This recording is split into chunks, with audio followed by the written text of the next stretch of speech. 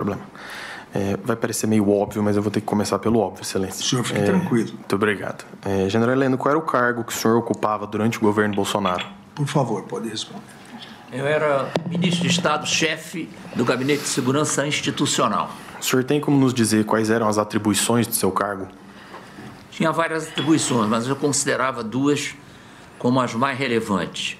Assessorar o presidente da República quanto à segurança institucional do país e participar do preparo e execução das viagens do presidente da República, seja no Brasil, seja no exterior. Perfeito. Aqui agora, entrando um pouco mais na denúncia do Procurador-Geral da República, no momento da reunião, né, a PGR fala dessa reunião ministerial do dia 5 de julho de 2022. O senhor se recorda dela? Sim. Perfeito. Nessa mesma reunião, o senhor disse que iria conversar com o então diretor-geral adjunto da ABIN, Vitor Carneiro, para que fosse realizado o acompanhamento das campanhas políticas na eleição presidencial de 2022. Isso está correto? Qual data, doutor? Desculpe. A reunião ministerial é de 5 de julho. Essa reunião ministerial. Isso. Pois não. O que eu me referi, por favor, general Heleno.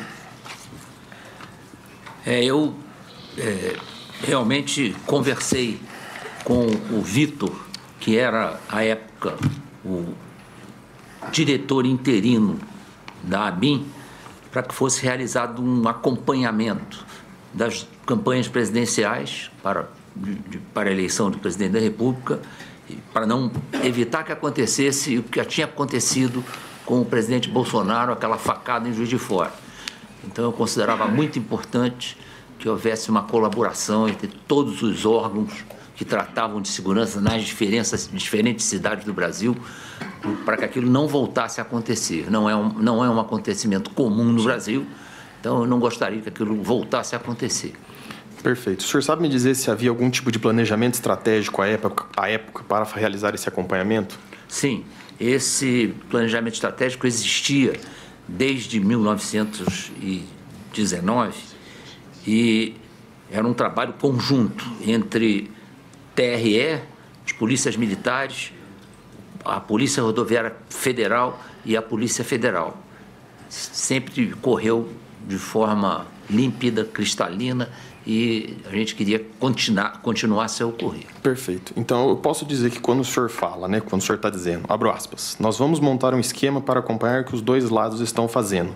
Eu posso me referir que esse planejamento estratégico seria sobre essa fala? Sim, exatamente. Era colocar no papel o que nós pensávamos sobre esse planejamento estratégico. Tá. Então, esse projeto estratégico, esse planejamento estratégico, tinha por fim fazer o acompanhamento desse processo eleitoral?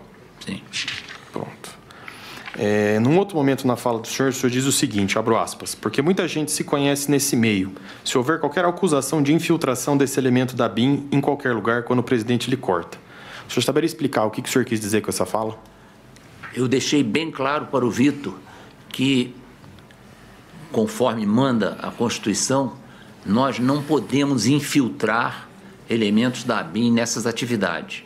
Eles iam vinculados à ABIN, normalmente os que já estavam nessas cidades, e não havia a intenção de mascarar esse procedimento, porque não era uma infiltração de agentes. Perfeito. Então, com isso eu posso concluir que, por exemplo, seria impossível realizar a infiltração de agentes, tecnicamente falando. Pode ser até que, tecnicamente, podia se conseguir, mas com um prazo bem maior, que é um prazo que é utilizado, como a gente vê nessas reportagens do jornal, o prazo para infiltração é muito grande. Então, não havia tempo para fazer infiltração. A ideia não era essa. A ideia era acompanhar de perto o que acontecia e agir em prol da não realização de coisas que fossem prejudicar o andamento das campanhas e também procurar...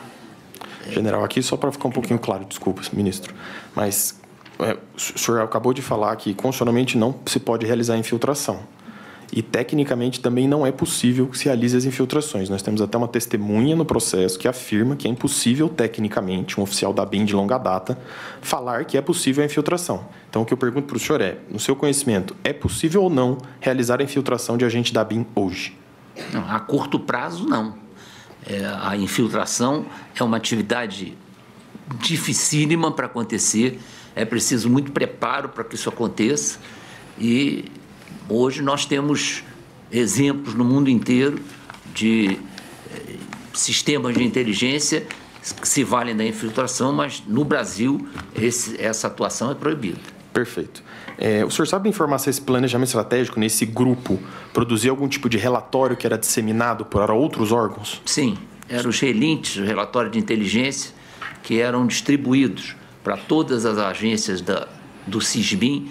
O SISBIM tem mais de 40 membros, era distribuído aos componentes do SISBIM e tratava exatamente dessa proteção da fonte. O senhor sabe dizer se, por exemplo, o TREs ou mesmo o TSE recebiam cópias desses relatórios? Sim, claro. Perfeito. O ministro, que já presidiu o TSE, sabe desse relatório. Perfeito. Mais à frente, general, até para clarificar as perguntas que o ministro iria fazer, o senhor diz a seguinte fala, e aqui abro aspas: não vai ter revisão do VAR. Então, o que tiver que ser feito, tem que ser feito antes das eleições.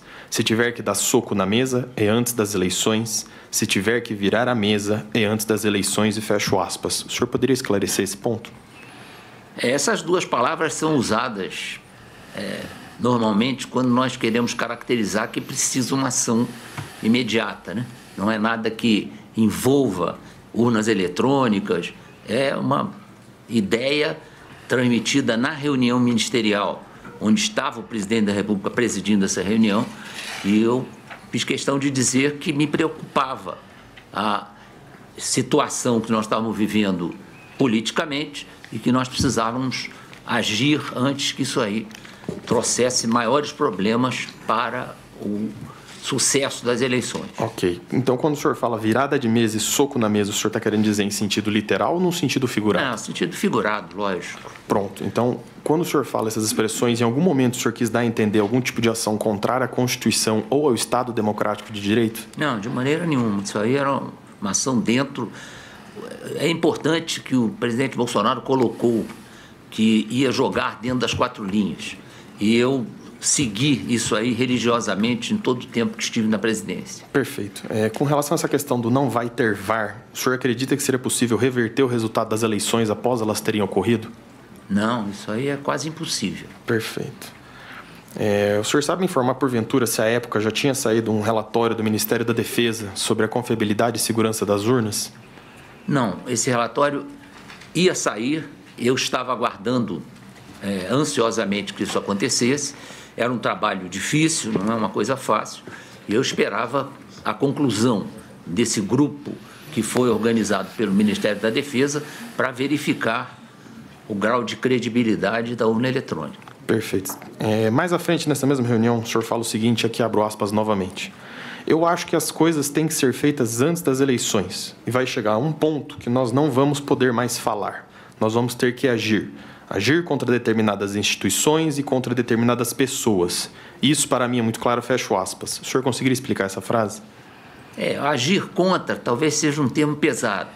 O importante era que houvesse ações que garantissem o desenrolar das eleições. Ações que impedissem bloqueios nas estradas, caminhões colocados em lugar indevido, gente que ia para a porta das sessões eleitorais para causar uma situação desagradável. Então, isso tudo precisava ser pensado e precisava se agir.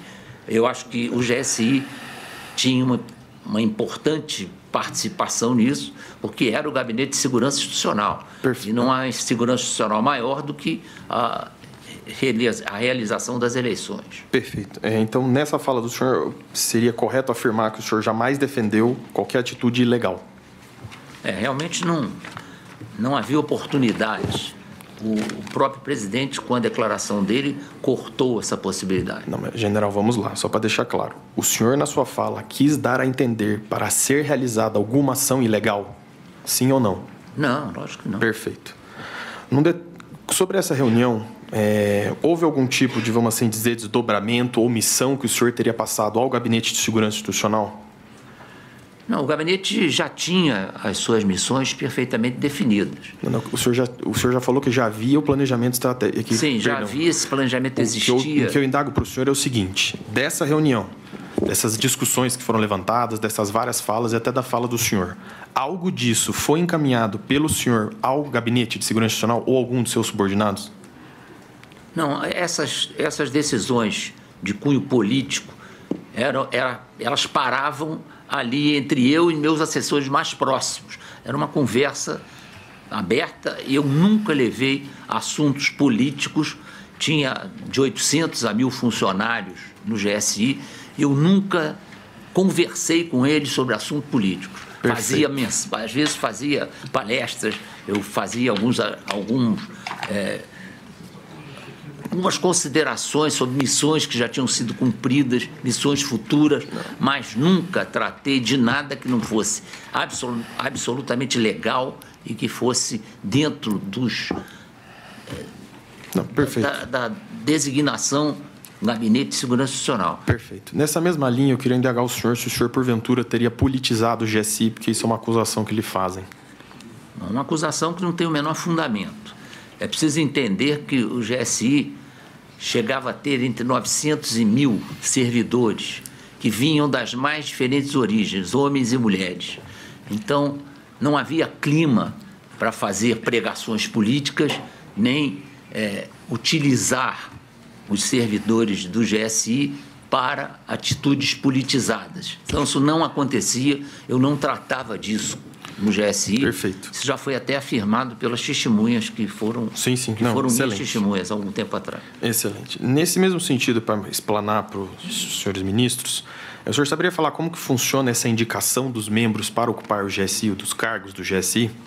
Bom, tirantes os cargos que eram de absoluta confiança, que logicamente em qualquer lugar é preenchido pelo chefe da entidade, os outros cargos eram preenchidos quando esses cargos vagavam, eu mandava um pedido para os diferentes órgãos solicitando que eles recompletassem os agentes que eram destinados a eles como instituições. Então, só para eu entender, então, por exemplo, se algum militar vinha da Aeronáutica ou do Exército ou da Marinha, quando esse militar vagava, essa vaga era disposta novamente à força para indicar um substituto? Nem era força, às vezes era polícia militar, era os que eram pedidos aos diferentes órgãos, principalmente aqui do Distrito Federal, e esses servidores, eles se integravam ao GSI, passavam a participar das atividades do GSI, e essa quantidade de servidores era exatamente por conta das viagens presidenciais, que eram preparadas e conduzidas pelo GSI. Perfeito.